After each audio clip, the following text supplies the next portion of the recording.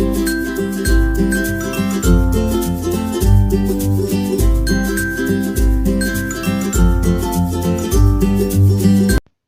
Friends, ഇന്ന് ഞാനിവിടെ ചെയ്യാൻ പോണത് നല്ല ക്രിസ്പി ആയിട്ടുള്ള നല്ല ഹെൽത്തി ആയിട്ടുള്ളൊരു ദോശയാണ്, രാഗി ദോശ. അപ്പോൾ രാഗി വെള്ളത്തിലിട്ട് കുതിർത്ത് അരച്ചെടുക്കേണ്ട ആവശ്യമൊന്നുമില്ല. രാഗിപ്പൊടി വെച്ചിട്ടാണ് ഞാനിത് ചെയ്യണത്. നല്ല ക്രിസ്പി ആയിട്ട് തന്നെ നമുക്ക് ഈ ദോശ കിട്ടുകയും ചെയ്യും. അപ്പോൾ നമുക്ക് അതെങ്ങനെയാണെന്ന് നോക്കാം.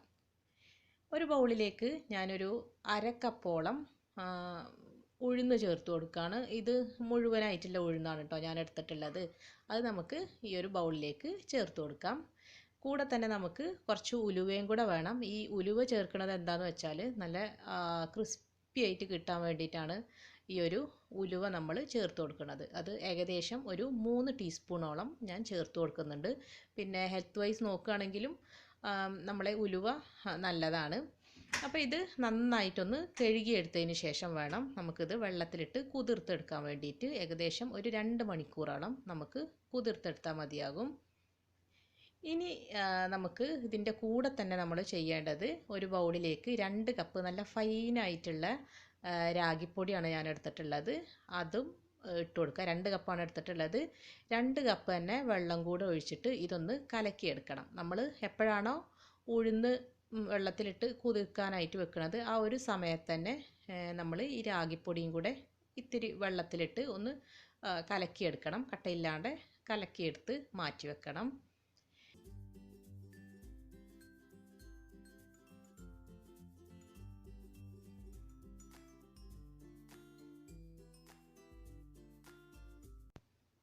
ഇപ്പോൾ ടൈമായിട്ടുണ്ട്.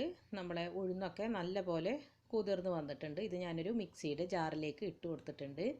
ഇനി ഇതിൻ്റെ കൂടെ തന്നെ നമുക്ക് അരച്ചെടുക്കാനുള്ളത് ഒരു 1/4 കപ്പോളം ചോറാണ്. ഞാനിപ്പോൾ ഇവിടെ പച്ചരിയുടെ ചോറാണ് എടുത്തിട്ടുള്ളത്. നമ്മുടെ സാധാരണ പുഴുക്കലരിയുടെ ചോറായാലും കുഴപ്പമൊന്നുമില്ല, ഏത് ചോറായാലും കുഴപ്പമില്ല. അപ്പോൾ അതും കൂടെ ചേർത്തിട്ട് ആവശ്യത്തിന് വെള്ളവും കൂടെ ഒഴിച്ച് നമുക്ക് നന്നായിട്ട് നല്ല ഫൈനായിട്ടൊന്ന് അരച്ചെടുക്കാം. അപ്പോൾ ഉഴുന്ന് ഞാനിവിടെ അരച്ചെടുത്തിട്ടുണ്ട്. ഇനി നമ്മൾ ഇതിലേക്ക് ചേർക്കുന്നത്, നമ്മൾ നേരത്തെ കലക്കി വെച്ചില്ലേ വെള്ളം രാഗിപ്പൊടിയും കൂടെ, അത് ഈ ഒരു മിക്സിയുടെ ജാറിലേക്ക് ഒഴിച്ചിട്ട് ഒന്ന് കറക്കിയെടുക്കുക. രണ്ടും കൂടെ ഒന്ന് ബ്ലെൻഡ് ആവാൻ വേണ്ടിയിട്ടാണ് ഇത് ചെയ്യണത്, ആ ഉഴുന്നും ഈ രാഗി മിക്സും കൂടെ. അല്ലെങ്കിൽ ഒരു വലിയ പാത്രത്തിലിട്ടിട്ട് നല്ല പോലെ ഒന്ന് മിക്സ് ചെയ്തെടുത്താലും മതി. പക്ഷേ മിക്സിയിലാവുമ്പോൾ ഇത്തിരിയും കൂടെ എളുപ്പമായിരിക്കും നമുക്കിത് ചെയ്തെടുക്കാൻ വേണ്ടിയിട്ട്. അപ്പോൾ ഞാൻ ആ ഒരു മിക്സ് ഒരു ബൗളിലേക്ക് ഒഴിച്ചു കൊടുത്തിട്ടുണ്ട്. നല്ലൊരു ദോശമാവിൻ്റെ ആ ഒരു പരുവത്തിലാക്കി എടുത്തിട്ടുണ്ട്. ഇനി നമുക്കിത് മൂടി വെച്ചിട്ട് ഒരു 8 മുതൽ 10 മണിക്കൂർ വരെ ഒന്ന് പൊങ്ങാനായിട്ട് വെക്കണം. ദോശമാവ് നന്നായിട്ട് പൊങ്ങിയതിന് ശേഷം നമുക്ക് ഉപ്പും ചേർത്തിട്ട് നല്ല ക്രിസ്പി ആയിട്ടുള്ള രാഗി ദോശ ഉണ്ടാക്കിയെടുക്കാം. അപ്പോൾ ഇത് പിറ്റേ ദിവസം രാവിലെയാണ്. നന്നായിട്ട് പൊങ്ങിയിട്ടുണ്ടായിരുന്നു, പൊങ്ങി പുറത്തേക്ക് പോയിട്ടുണ്ടായിരുന്നു. ഞാൻ അടിയിലൊരു പാത്രം വെച്ചതുകൊണ്ട് കുറച്ച് മാവ് ആ പാത്രത്തിലേക്കാണ് വീണത്. അപ്പോൾ ഇനി ഇതിലേക്ക് നമുക്ക് ആവശ്യത്തിന് ഉപ്പും കൂടെ ചേർത്തിട്ട് നന്നായിട്ടൊന്ന് മിക്സ് ചെയ്ത് കൊടുക്കാം.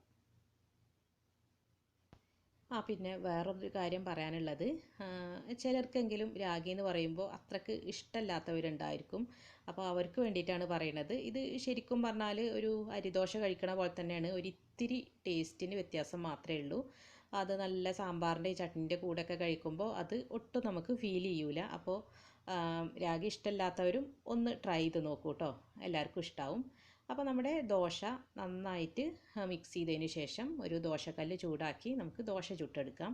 ഒന്നിങ്ങോട്ട് കുക്കായി വരുമ്പോൾ അതിൻ്റെ മുകളിലായിട്ട് ഒരിത്തിരി എണ്ണ തൂവി കൊടുക്കണം. അപ്പോഴാണ് ദോശ നല്ല ക്രിസ്പി ആയിട്ട് കിട്ടുള്ളൂ.